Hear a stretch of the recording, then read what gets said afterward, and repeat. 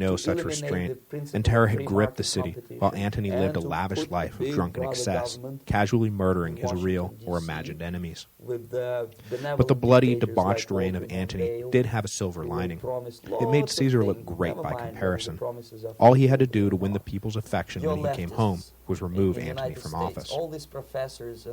After bringing a measure of peace to the strife-torn city, he set aside the mantle of dictator and was again elected consul. He kept Antony on the political sidelines, though, and instead chose as his colleague an amiable and completely loyal cavalry commander named Marcus Lepidus.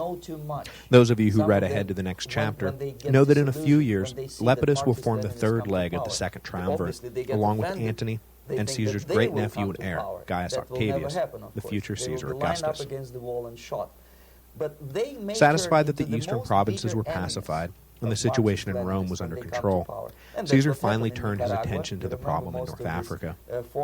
But just as he was getting started on the initial planning of an invasion, Caesar dealt with revolt from an unexpected corner: his own troops. The men who had conquered Gaul, secured Italy, sprinted across the continent to Spain and back, crossed the Adriatic in the middle of winter, defeated Pompey, taken Egypt, and then marched back home again, had finally had enough. Their paychecks were chronically late, and promises of discharge and land grants were forever just one more campaign away. When word came that Caesar was planning to lead them all in an invasion of North Africa, they mutinied. Marching north from their camps in southern Italy, they planted themselves just outside the gates of Rome with a list of demands. Against the advice of his friends, Caesar rode out alone to meet them. Standing in front of the assembled legions, the men who had been his family for a decade or more, Caesar calmly asked them what he could do to make them happy. Their tough talk about demanding gold and land melted away, and they told Caesar all they desired was to be discharged from service. In response, Caesar dealt them a cruel blow. He granted their request. Telling them he would handle the matters of back pay and land grants when he returned from Africa, he turned to leave the camp, and in bidding goodbye, he addressed them now not as my fellow comrades, but as my fellow citizens. It was too much to take. The soldiers were utterly shamed. Were they really deserting their general on the eve of his final battle? Were they really going to force Caesar to meet his enemies with only raw recruits to protect him? And if he won, were they really going to let those recruits march back to Rome in triumph and be awarded honors that had been secured by their own hard work and sacrifice? This hit them all in a rush as Caesar left the stage, and immediately calls went out for him to take them back. Caesar paused and let them twist in the wind for a heartbeat before returning to the stage. When we return from Africa, he told them, every man will be granted land and pay and be honorably discharged from service. But first, we must go to Africa, together. The soldiers exploded in cheers, shouting their thanks and promising him a great victory. So in early 46 BC, 2 years after crossing the wintry Adriatic, Caesar readied his legions for a similar winter crossing of the straits between Sicily and North Africa. 14 legions, Caesar once again charged into the belly of the beast, completely outnumbered. Eager to make the crossing and establish a beachhead under Scipio's radar, Caesar set out from Sicily with but one legion. His men, terrified of drowning in the choppy sea, were overjoyed to see land appear on the horizon, but were horrified when they saw Caesar disembark on the shores of Africa. While climbing from the ship, he became entangled in his cloak and fell face first onto the beach, a terrible omen to the superstitious Romans. But Caesar thought fast and tried to play off the mishap. According to Suetonius, he hugged the sand and cried, "I hold you now, Africa." For the first few months after landing though, the omens seemed to prove true, and things went badly for Caesar. Reinforcements were continually being blown off course or captured by the senatorial forces. His legions already ashore were harassed constantly by detachments of Numidian cavalry who would strike and disappear with impunity. Access to supplies was terrible, and his foraging parties came back empty-handed, or not at all. Caesar finally decided to move his men to the interior where food was more plentiful, but as soon as he began to march, the entire Numidian cavalry, led by Roman officers, appeared on the horizon. Caesar was forced to slowly retreat after being encircled and mocked by his rival commanders, but the attacking Numidians were unable to break Caesar's lines, and he made it to the high ground where horses were more of a hindrance than a help. They staved off attack and the Numidians retreated, but huddled amongst the rocks, bloody, tired, and hungry, it was looking like Caesar should have heeded the omen and just gone back to Italy. But he managed to hold his army together until spring, by which point the continuously arriving reinforcements finally gave him an army he felt he could go to battle with, rather than simply survive with. But of course, what looked to Caesar like a big enough army to go to battle with usually looked to everyone else like an army that would be easily overrun by 14 legions. It certainly looked that way to Metellus Scipio, right up until the moment his much larger army was completely destroyed. The decisive battle came at the port city of Thapsus, whose unique geography led both sides to think they were laying a clever trap for the other. The city itself lay on an isthmus, with the sea on one side and heavy marshes on the other, with only 2 narrow strips of dry land connecting the city to the mainland. When Caesar marched in and overran the garrison station there, Scipio jumped at the opportunity Caesar presented. All he had to do was blockade the narrow exits, and Caesar would be trapped. Unbeknownst to Scipio, however, this was exactly what Caesar wanted. By forcing the battle onto the narrow strips of land, Scipio's greater numbers would be negated, and the ferocity of Caesar's veteran legions would be the greatest factor in the fight, which is, of course, exactly how it happened. With King Juba marching to hold the southern escape route, Caesar massed his own army on the other side to face Scipio, who could not resist attacking. Just as Caesar planned, Scipio was unable to overwhelm Caesar's troops as they were forced to fight in a bottleneck. The battle soon turned into a bloodbath. Caesar's troops, believing that this was the really real last battle of the Civil War, were ferocious, and soon some 10,000 of Scipio's infantry lay dead and his army was shattered. King Juba, realizing he'd backed the wrong horse in the Roman Civil War, committed suicide upon hearing the news of Caesar's victory. Scipio tried to escape with the last remnants of his men, but drowned when his ship sank on its way to Spain. In Utica, the capital of the Roman province of Africa where all of this action was taking place, Cato received the news with characteristic stoicism. He had held the city for the Senate during the majority of the Civil War, despite the fact that its inhabitants were overwhelmingly pro-Caesar. Caesar's most implacable and incorruptible opponent knew that the end had come. He also knew that there was nothing Caesar liked more than pardoning his enemies and leaving them in his debt. Cato had no intention of giving him the pleasure. After setting his affairs in order, he retired for the evening with a copy of Plato's Phaedo, a dialogue that ends with Socrates drinking the hemlock tea. Cato had smuggled a knife into the tent with him, despite being searched by his son who feared his father's intentions, and plunged it into his stomach when he was done reading. When his body hit the floor, his friends came running and a doctor patched the old senator back together, but Cato was nothing if not stubborn.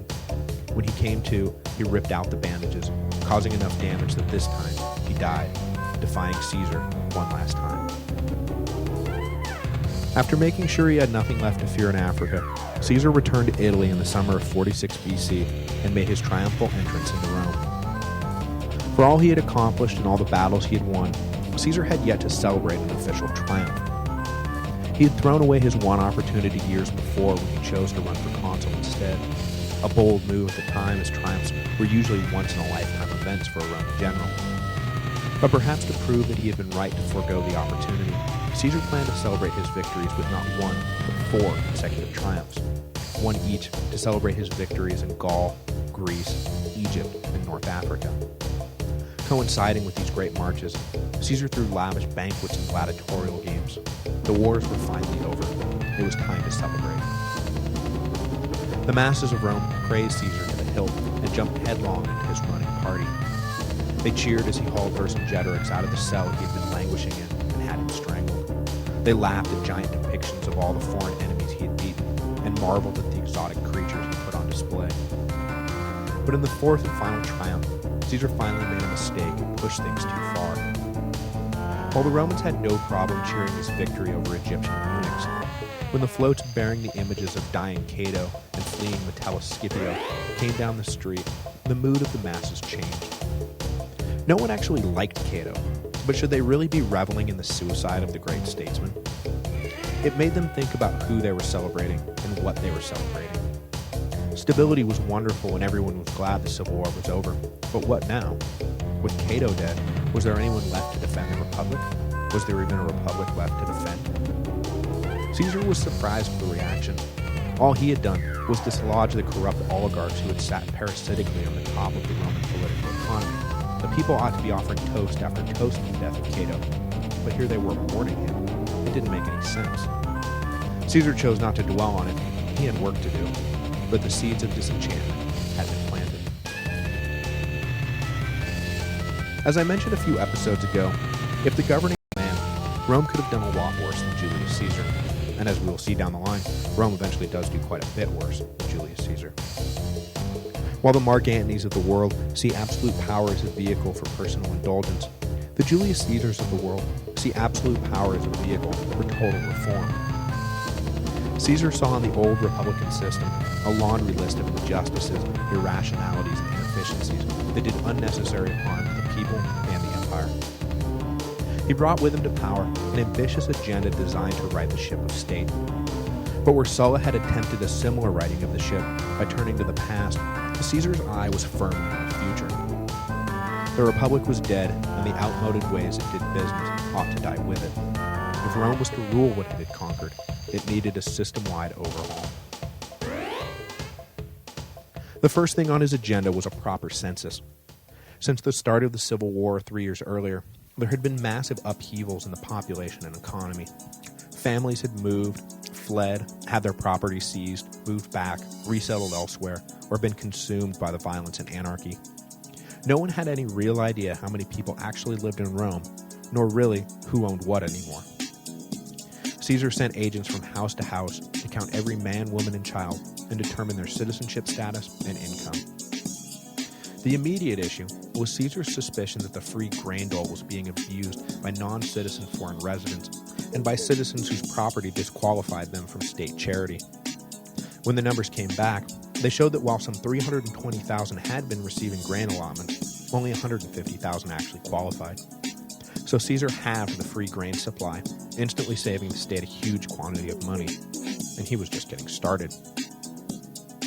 Also contained within the census numbers, which showed a total population of some 900,000, Caesar also discovered that Rome had become economically unbalanced. There were a ton of poor laborers and a few rich nobles, but the middle class was badly underrepresented. So he instituted a dual policy to solve the problem. On the one hand, he offered citizenship to any foreign professionals who migrated to the city, while on the other hand, he set up a colonization program offering land to citizens who moved out to the provinces. Over the next few years, some 80,000 members of the urban poor took Caesar up on his offer and moved out of the city, while teachers and doctors from across the empire resettled in the capital. It was a win-win-win for everyone. Skilled professionals received citizenship, poor workers moved out of the slums and onto small farms, and Rome itself became more prosperous. At the same time, Caesar took care of his loyal soldiers and lived up to his promise to release them and grant them back pay and land. As much as he loved them, though, he made sure to scatter the veteran settlements across the whole of the empire. There is nothing more dangerous than congregating veterans. Eventually, they get ideas. He also followed through on one of the promises he had made to his foreign allies while he traveled the empire during the wars, that if he won, Roman citizenship would be the prize of victory. Caesar had always seen restrictions on citizenship as a great hindrance to the empire, benefiting only the nobles who jealously hoarded power. Having already granted citizenship to the population of his old province of Cisalpine Gaul during the early stages of the war, Caesar liberally granted citizenship to his allies and men he hoped to become his allies across the multinational empire. Not only did it bind the men personally to Caesar, but in the future, it would bind their families to Rome,